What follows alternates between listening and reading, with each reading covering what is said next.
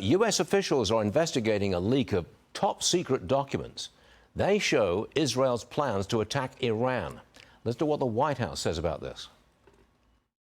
We're not exactly sure how these documents found their way into the public domain. We're deeply concerned, and the president remains deeply concerned about any leakage of classified information into the public domain. That is not supposed to happen, and it's unacceptable when it does. So he's deeply concerned about that. Brett Velicovich with us this morning. All right, Brett, to me, this borders on treason. The release of information that's helpful to the enemy is a treasonous act. What say you? The leaks are completely unacceptable, and we should definitely be concerned how this happened. I think it's going to be quite difficult, though, to catch those responsible, because these documents were also shared with all the Five Eyes allied countries. So it may not have come from the Pentagon at all. It could have come from foreign partners. But I think at some point, those will be held accountable and justice is going to be served. And really, it wouldn't surprise me if we found out these leaks somehow came from supporters of the Harris campaign inside the admin, because they have failed in their strategy to slow down Netanyahu and the Israelis. And really, this is just going to upset Netanyahu even more at a time when we need him the most, and at a time when really he feels that we've turned our back on him, that we aren't really committed to this fight.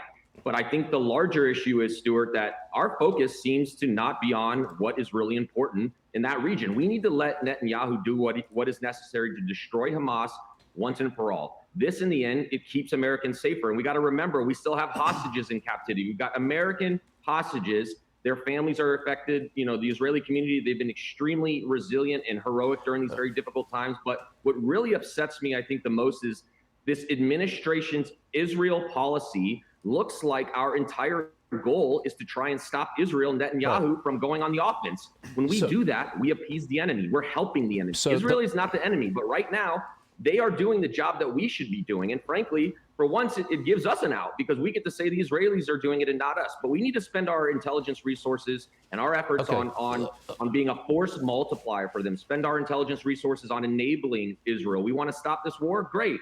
Give Israel more resources to hunt faster. Okay. The White House is monitoring reports that soldiers from North Korea are fighting for Russia in Ukraine. What do you know about that? It's deeply concerning, that's for sure. The North Koreans have been quietly supplying weapons to Russia for years. A lot of their weapons are winding up on the Ukrainian battlefield already. So this is an escalation. People have to remember, the Ukraine war, it's basically a training ground for foreign militaries to modernize their armies. So the North Koreans likely see this as a location to improve their own military.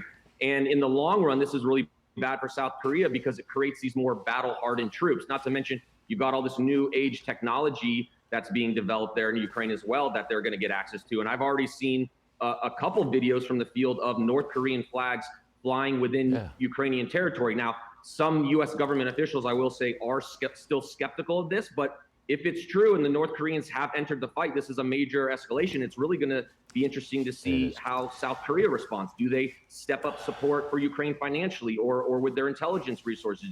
Do they even put boots on the ground? But either way, it's clear to me that Russia is suffering massive losses, and that's the reason for this. Some estimates say there's over 1,200 Russian soldiers killed per day. Putin's running out of soldiers, and so this move is likely going to appease Moscow as well, because they're using soldiers outside of these more mainstream areas. I'm totally out of time. I'm up against a hard break. You know how that goes. Brett Velicovich, thanks for joining us. All right, Stuart. Thank you.